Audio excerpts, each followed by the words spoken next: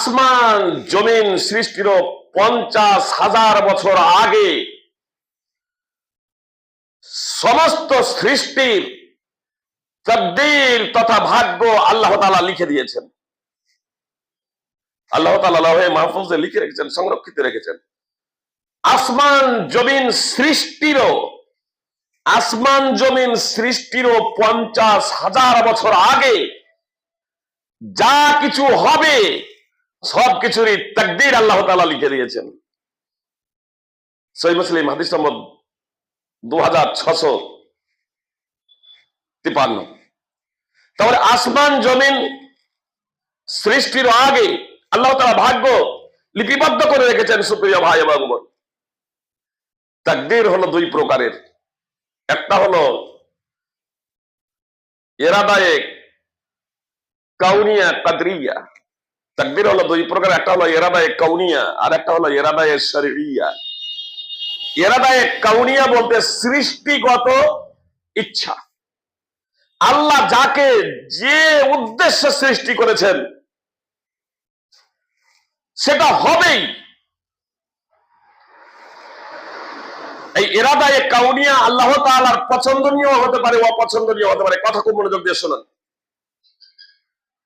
ইরাদায়ে কাউনিয়া আল্লাহ তাআলার যে সৃষ্টিগত বিধান, এখানে আল্লাহ তাআলা কিছু বিষয়কে পছন্দ করেন, কিছু বিষয়কে অপছন্দ করেন।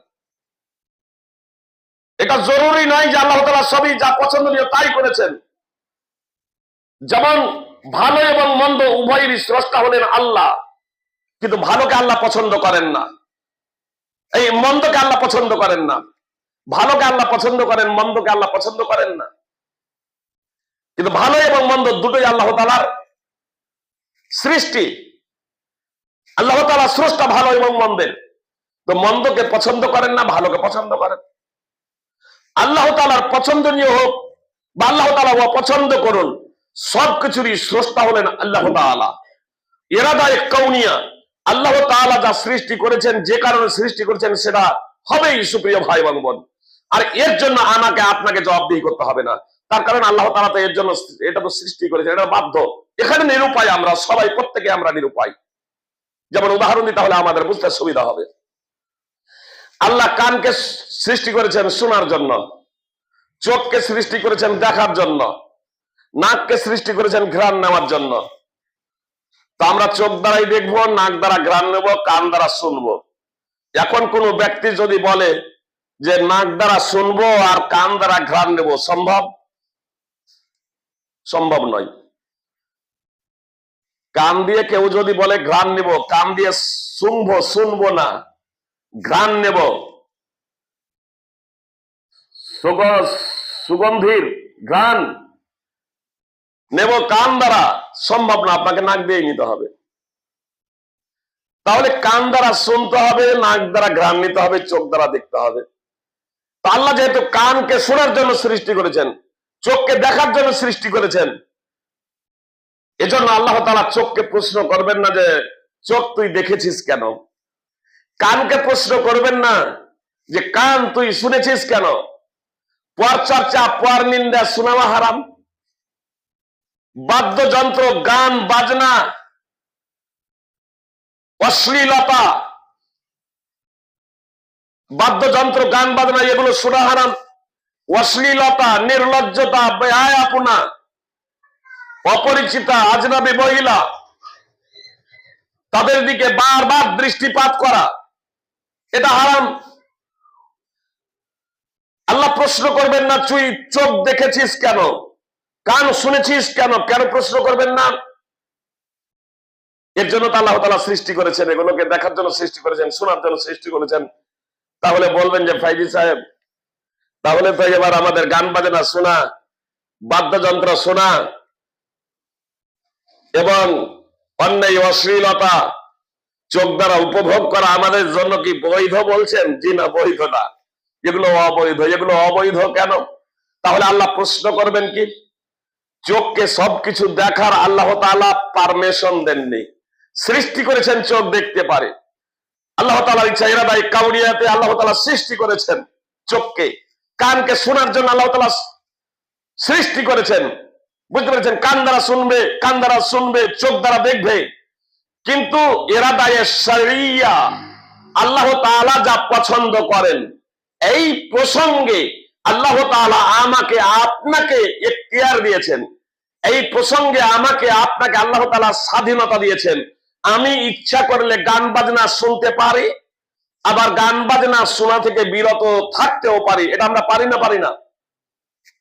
আমি ইচ্ছা করলে অন্যায় অশ্লীলতা দেখতে পারি, আমি ইচ্ছা করলে পর্ন ছবি দেখতে পারি, আমি ইচ্ছা করলে একটা মেয়ে পথ ধরে হেঁটে যাচ্ছে অর্ধালঙ্গ হয়ে অনিচ্ছাকৃত ভাবে একবার নজর পড়ে গিয়েছে, চোখটাকে নামিয়ে নিতে পারি, তাহলে নামিয়ে নিলাম, এটা হলো আমার নেকি। কিন্তু আমি বারবার ইচ্ছা করলে তার দিকে দেখতে পারি, এটা হবে পাপ। তাহলে এখানে আমার স্বাধীনতা আছে, এখানে আমার এখতিয়ার আছে। ইরাদায়ে শরিয়া, শরীয়তি বিধান, আল্লাহ তাআলা যা পছন্দ করেন তার নির্দেশ দেন। এজন্য আল্লাহ তাআলা পছন্দ যা সেগুলো আল্লাহ তাআলা নির্দেশ দেন, আর যেগুলো অপছন্দ সেগুলো থেকে আল্লাহ তাআলা নিষেধ করেন। সুতরাং নেশাদার দ্রব্য থেকে আল্লাহ তাআলা নিষেধ করেছেন, জুয়া লটারি থেকে আল্লাহ তাআলা নিষেধ করেছেন, পাপাচার থেকে আল্লাহ তাআলা নিষেধ করেছেন। তার কারণ আল্লাহ তাআলা এগুলো পছন্দ করেন না। আর যা পছন্দ করেন সেগুলো আল্লাহ তাআলা নির্দেশ দিয়েছেন, যেমন সদাচরণ করা, সকলের সাথে ভালো ব্যবহার করা, সকলের সাথে সুমিষ্ট ভাবে কথা বলা, সকলের সাথে ভালো ব্যবহার করা, পিতামাতার সেবা যত্ন করা, বড়দের শ্রদ্ধা করা, ছোটদের স্নেহ করা, কাউকে কষ্ট না দেওয়া, এগুলো আল্লাহ তাআলা পছন্দ করেন। তো শরীয়তি ল, সুপ্রিয় ভাতৃবৃন্দ, তাহলে ইরাদায়ে কাউনিয়া এবং ইরাদায়ে শরিয়া, আসলে ভাগ্যের ভালো মন্দ দুটোর উপরে আমাদেরকে ঈমান নিয়ে আসতে হবে। আল্লাহ তাআলা আমাদেরকে এখানে স্বাধীনতা দিয়েছেন। এবার এই স্বাধীনতা পাওয়ার পরে আমরা যদি পাপাচারের পথ অবলম্বন করি, তাহলে এর জন্য আমাদেরকে জবাবদিহি করতে হবে। আমাদের কর্মের কারণে আমাদেরকে জাহান্নামে যেতে হবে, আমাদের কর্মের কারণে আমরা জান্নাতে যাব। তাহলে মানুষ নিজের কর্মের কারণে জান্নাত এবং নিজের কর্মের কারণে জাহান্নাম যাবে। সুপ্রিয় ভাতৃবৃন্দ, এই জন্য আমাদের তাকবীরের দোহাই দিয়ে ভালো কাজ থেকে বিরত থাকাটা উচিত না, বরং এটা হলো গুমরাহি ও ভ্রষ্টতা। বরং ভাগ্যের ভালো মন্দের প্রতি ঈমান আনয়ন করতে আমাদেরকে কর্ম করে যেতে হবে, ভালো কাজ করে যেতে হবে।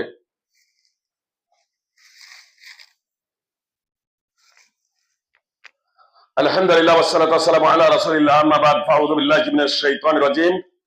ইন্নাল্লাহা ওয়া মালাইকাতাহু ইউসাল্লুনা আলান নাবিয়্যি ইয়া আইয়ুহাল্লাযীনা আমানু সাল্লু আলাইহি ওয়া সাল্লিমু তাসলিমা। আল্লাহুম্মা সাল্লি আলা মুহাম্মাদ ওয়া আলা আলি মুহাম্মাদ কামা সাল্লাইতা আলা ইব্রাহিম ওয়া আলা আলি ইব্রাহিম ইন্নাকা হামিদুম মাজিদ। আল্লাহুম্মা বারিক আলা মুহাম্মাদ ওয়া আলা আলি মুহাম্মাদ কামা বারাকতা আলা ইব্রাহিম ওয়া আলা আলি ইব্রাহিম ইন্নাকা হামিদুম মাজিদ। সুপ্রিয় ভাতৃবৃন্দ, আপনাদের সামনে সূরা আসরের ব্যাখ্যা এবং বিশ্লেষণ করছিলাম। ঈমানের যে সমস্ত মানুষ ক্ষতির মধ্যে রয়েছে, তাহলে যারা চারটি গুণে গুণান্বিত হয়েছে, নম্বর 1 ঈমান, নম্বর 2 সৎকর্ম, নম্বর 3 হকের তথা ইসলামের একে অপরকে দাওয়াত, এবং 4 ধৈর্য ধারণের একে অপরকে দাওয়াত। এই 4টি গুণ যারা অর্জন করেছে, এই 4টি গুণে যারা গুণান্বিত আছে, তারা ক্ষতির মধ্যে নেই। আমরা নিজেদের জীবনকে নিয়ে মূল্যায়ন করব, নিজের পরিবারের জীবনকে নিয়ে মূল্যায়ন করব, সমাজে আত্মীয় স্বজন পাড়া প্রতিবেশী যারা আছে তাদের জীবনকে নিয়ে মূল্যায়ন করব, যে এই 4টি গুণের মধ্যে কার গুণ, কোন গুণটা কার মধ্যে নেই, সেই গুণটা তার মধ্যে সঞ্চারিত করে দেওয়ার জন্য, সেই গুণটাতে তাকে গুণান্বিত করার জন্য আমরা সার্বিক প্রচেষ্টা চালাবো ইনশাআল্লাহ। সংক্ষিপ্ত ভাবে বলবো, ঈমান এবং সৎকর্ম নিয়ে আপনাদের সম্মুখে আলোচনা করলাম। সৎ কাজের উপদেশ একে অপরকে, নিজে তো সৎ কাজ, ইসলাম অনুযায়ী নিজেকে তো জীবনযাপন করতে হবে, অন্য কেউ জীবনযাপনের জন্য উৎসাহ প্রদান করতে হবে। কিভাবে আমি আপনি উৎসাহ প্রদান করব? আল্লাহ তাআলা বলেন, ইদফা বিল্লাতি হিয়া আহসান ফাইদাল্লাযী বাইনাকা ওয়া বাইনাহু আদাওয়াতুন কাআন্নাহু ওয়ালিয়ুন হামীম। আল্লাহ তাআলা বলছেন, মন্দকে ভালোর দ্বারা প্রতিহত করো, মন্দকে ভালোর দ্বারা উৎকৃষ্টতর পন্থায় মন্দকে প্রতিহত করো। মন্দের বদলা মন্দ নয়। কেউ গালি দিলে আপনি গালি দেবেন না, দাওয়াত দেবেন। দাওয়াত, অমুসলিম আছে তাওহীদ পেশ করুন, আল্লাহ তাআলার একত্ব পেশ করুন, মুহাম্মদ সাল্লাল্লাহু আলাইহি সাল্লাম সর্বজনীন নবী, এই কথা বলুন। জান্নাতের প্রতি তাদেরকে জান্নাতের বর্ণনা করুন, যাতে জান্নাতের প্রতি তার মনটা আকৃষ্ট হয়। জাহান্নাম থেকে তাকে সতর্ক করুন, আল্লাহর শাস্তি থেকে তাকে ভয় দেখান, যাতে তার অন্তর বিগলিত হয়ে যায়, নরম হয়ে যায়। এর জন্য আর কোন মুসলমান আছে তার মধ্যে যে ত্রুটি বিচ্যুতি আছে, সেই ত্রুটি বিচ্যুতিকে ভালোর পন্থায় আপনি তাকে দাওয়াত দিন, উৎকৃষ্টতার পন্থায় তাকে দাওয়াত দিতে থাকুন, তার সংস্কার সংশোধন করতে থাকুন। সে যদি উত্তেজিত হয়ে যায়, সে যদি রেগে যায়, সে যদি গালমন্দ করে, সে যদি হাসি ঠাট্টা বিদ্রুপ করে, তার জন্য আপনি হাসি ঠাট্টা তাকে করবেন না, তার জন্য আপনি তাকে বিদ্রুপ করবেন না, তাকে গালমন্দ করবেন না। সে রেগে গেলে আপনি রেগে যাবেন না, আপনি রেগে যাবেন না, এবং উত্তম পন্থায় তার কাছে সাধ্যমতো প্রচেষ্টা করুন দাওয়াত পৌঁছে দেওয়ার। আল্লাহ বলছেন, ফাইদাল্লাযী বাইনাকা ওয়া বাইনাহু আদাওয়াতুন কান্নাহু ওয়ালিয়ুন হামীম, দেখবে তোমার মাঝে এবং যার মাঝে শত্রুতা আছে সে হয়ে যাবে অন্তরঙ্গ বন্ধুর মতো। যে তোমার সাথে শত্রুতা করছে, যে তোমাকে দুশমন ভাবছে, আল্লাহ বলছেন সে তোমার অন্তরঙ্গ বন্ধু হয়ে যাবে যদি উৎকৃষ্টতর পন্থায় তাকে যদি দাওয়াত দেওয়া হয়, উৎকৃষ্টতর পন্থা যদি অবলম্বন করা হয় দাওয়াতের ময়দানে, তাহলে শত্রু একদিন অন্তরঙ্গ বন্ধু হয়ে যাবে। ইদফা বিল্লাতি হিয়া আহসান ফাইদাল্লাযী বাইনাকা ওয়া বাইনাহু আদাওয়াতুন কান্নাহু ওয়ালিয়ুন হামীম। বিল্লাতি হিয়া আহসানের তাফসীর ইবনে আব্বাস রাদিয়াল্লাহু তাআলা আনহু বলছেন, আস-সাবরু ইনদাল গাদাব ওয়াল আফু ইনদাল ইয়াসাহ ইদা ফালু আসাবাহুমুল্লাহ ওয়া খাদা লাহুম আদুহুম কান্নাহু ওয়ালিয়ুন হামীম। ইবনে আব্বাস রাদিয়াল্লাহু তাআলা আনহু বলছেন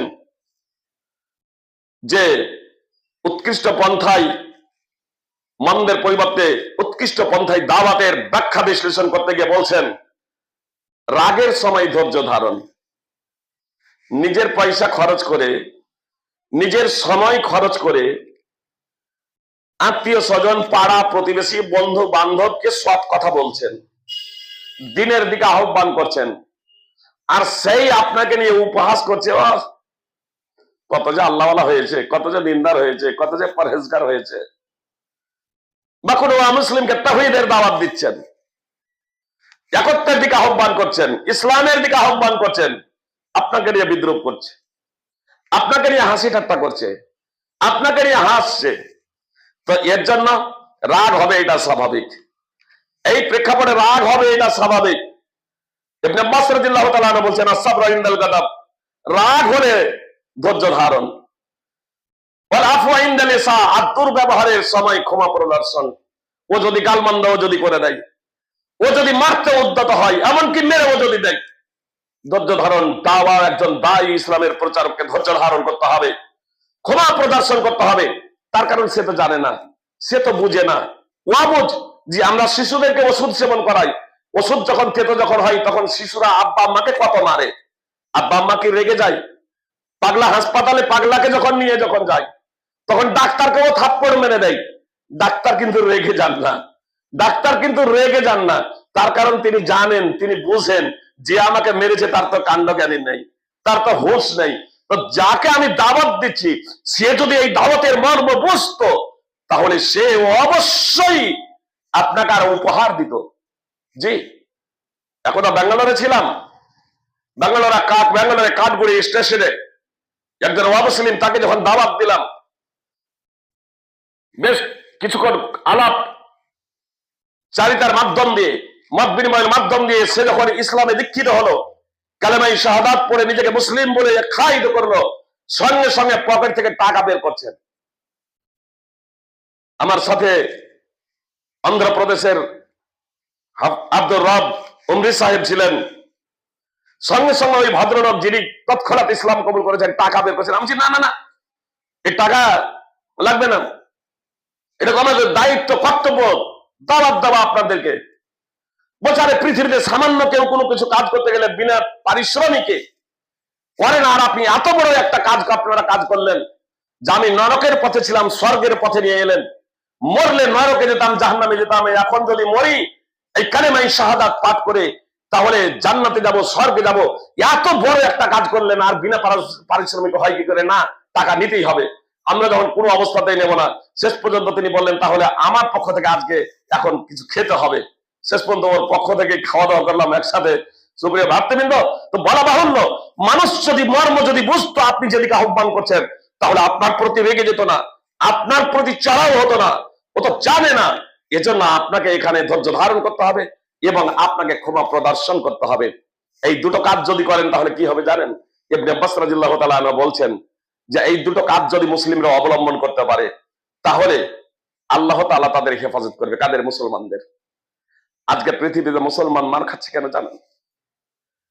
ও যদি ইট ছুড়ে তাহলে আমি কি পাথর ছুড়তে পারবো না? জি। দ্বিতীয়, দাওয়াত থেকে আমরা বিরত হয়ে গেছি। দাওয়াত থেকে আমরা বিরত হয়ে গেছি। একে অপরকে আমরা দাওয়াত দিচ্ছি না, সমাজ সংস্কার সংশোধন করছি না। ইবনে আব্বাস রাদিয়াল্লাহু তাআলা আনহু বলছেন যদি মুসলিমরা এই দুটো কাজ যদি অবলম্বন করে দাওয়াতের ময়দানে তাহলে আল্লাহ তাদের হেফাজত করবেন এবং যারা শত্রু তারা তাদের জন্য অবনত হয়ে যাবে। যারা শত্রু, যারা দুশমন, ওয়াকাদা লাহুম আদুওহুম, শত্রু তাদের অবনত হয়ে যাবে। কান্নাহু ওয়ালিউন হামীম, যেন সে তার হচ্ছে অন্তরঙ্গ বন্ধু। সহিহ বুখারী। সুতরাং আপনারা জানেন যে মুহাম্মদ সাল্লাল্লাহু আলাইহি সাল্লামকে গওরাস ইবনুল হারিস এখন হত্যা করার জন্য এসেছিল, তরবারি হাতে নিয়ে আছে, মুহাম্মদ সাল্লাল্লাহু আলাইহি সাল্লামকে হত্যা করে দিবে। কোষ মুক্ত তরবারি। মুহাম্মদ সাল্লাল্লাহু আলাইহি সাল্লামকে বলছে আমার হাত থেকে আপনাকে কে রক্ষা করবে? মুহাম্মদ সাল্লাল্লাহু আলাইহি সাল্লাম বলছে আল্লাহ। তার হাত থেকে তরবারি পড়ে যাচ্ছে। মুহাম্মদ সাল্লাল্লাহু আলাইহি সাল্লাম তরবারি খানা হাতে ধারণ করছেন আর তারপরে প্রশ্ন ঘুরিয়ে দিচ্ছেন তোমাকে কে আমার হাত থেকে রক্ষা করবে? সে বলছে কুনকা খয়রা আখিদিন, আপনি যেভাবে তরবারি ধারণ করে আছেন আপনার হাত থেকে আমাকে কেউ বাঁচাতে পারবে না। মুহাম্মদ সাল্লাল্লাহু আলাইহি সাল্লাম বললেন আতাশহাদু আল্লা ইলাহা ইল্লাল্লাহ ওয়া আন্নী রাসূলুল্লাহ, তুমি কি সাক্ষ্য দিচ্ছ আল্লাহ ছাড়া সত্য কোনো উপাস্য নেই এবং আমি আল্লাহর রাসূল? সে বলল না, এটা মানবো না, আমি মুসলমান হব না, তবে আমি অঙ্গীকার করছি আপনার বিরুদ্ধে লড়াই করব না এবং আপনার বিরুদ্ধে যারা সংগ্রাম করে তাদের আমি সঙ্গ দেবো না। শুধু এই কথার কারণে মুহাম্মদ সাল্লাল্লাহু আলাইহি সাল্লাম তাকে ছেড়ে দিলেন। যে মুহাম্মদ সাল্লাল্লাহু আলাইহি সাল্লামকে শত্রু ভেবে হত্যা করতে এসেছিল সেই যখন তার জাতির কাছে ফিরে যাচ্ছে তখন তার জাতিকে বলছে মুহাম্মদ সাল্লাল্লাহু আলাইহি সাল্লাম প্রসঙ্গে কাদ জিতুকুম মিন ইনদি খায়রিন নাস, আমি তোমাদের কাছে এসেছি পৃথিবীর শ্রেষ্ঠতম মানুষের নিকট থেকে। মুহাম্মদ সাল্লাল্লাহু আলাইহি সাল্লামকে শত্রু ভেবে হত্যা করতে এসেছিল, যদিও ইসলাম কবুল করেনি, কিন্তু মুহাম্মদ সাল্লাল্লাহু আলাইহি সাল্লাম সম্পর্কে তার ধারণা পরিবর্তন হয়ে গেল। সে বলছে মুহাম্মদ সাল্লাল্লাহু আলাইহি সাল্লাম হলেন পৃথিবীর শ্রেষ্ঠতম ব্যক্তি, পৃথিবীর শ্রেষ্ঠতম ব্যক্তি। মুসলিম আহমদের হাদিস। সুপ্রিয় ভাতৃবৃন্দ, তো এই মন্দকে ভালোর দ্বারা প্রতিহত করা এটা যার তার কাজ নয়। কার কাজ জানেন? ওয়ামা ইউলাক্কাহা ইল্লাল্লাযীনা সাবারু ওয়ামা ইউলাক্কাহা ইল্লা যু হাজ্জিন আযীম, ওয়ামা ইউলাক্কাহা ইল্লা যু হাজ্জিন আযীম। আল্লাহ তাআলা বলছেন মন্দকে ভালোর দ্বারা প্রতিহত করা এর রেজাল্ট যদিও অত্যন্ত ভালো, এর পরিণাম যদিও অত্যন্ত ভালো, তাহলে ধৈর্যশীল ছাড়া এটা কেউ করতে পারে না। যারা ধৈর্যশীল একমাত্র তারাই এটা পারে। এটা তারাই পারে যারা মহা সৌভাগ্যবান, যারা মহা সৌভাগ্যবান, অর্থাৎ যাদের ভাগ্যে জান্নাত লিখে দেওয়া হয়েছে। সুপ্রিয় ভাই এবং বোন, এজন্য এই 4টি গুণাবলী অর্জনের প্রচেষ্টা করুন। আল্লাহ তাআলা আমাদের প্রত্যেকে এই 4টি গুণে গুণান্বিত হওয়ার তৌফিক দান করেন। আমাদের মধ্যে যদি এই 4টি গুণাবলীর মধ্যে কোনো গুণাবলীতে ঘাটতি থেকে থাকে তাহলে আজকে সেই গুণাবলী অর্জনের প্রচেষ্টা করবো। আল্লাহ তাআলা আমাদের প্রত্যেককে সেই তৌফিক দান করুন। আমিন। আকুলু কওলি হাযা আস্তাগফিরুল্লাহ লি ওয়া লাকুম মুসলিমিন ইবাদাল্লাহ রাহিমাকুমুল্লাহ ইন্নাল্লাহা ইয়ামুরু বিল আদলি ওয়াল ইহসানি ওয়া ইতা'i যিল কুরবা ওয়া ইয়ানহা আনিল ফাহশাই ওয়াল মুনকারি ওয়াল বাগই ইয়া'iযুকুম লা'আল্লাকুম তাযাক্কারুন উযকুরুল্লাহা ইয়াযকুরকুম ওয়াদউহু ইয়াস্তাজিব লাকুম ওয়া লাযিকরুল্লাহি তাআলা ওয়া আলা ওয়াসসালামু আকবার।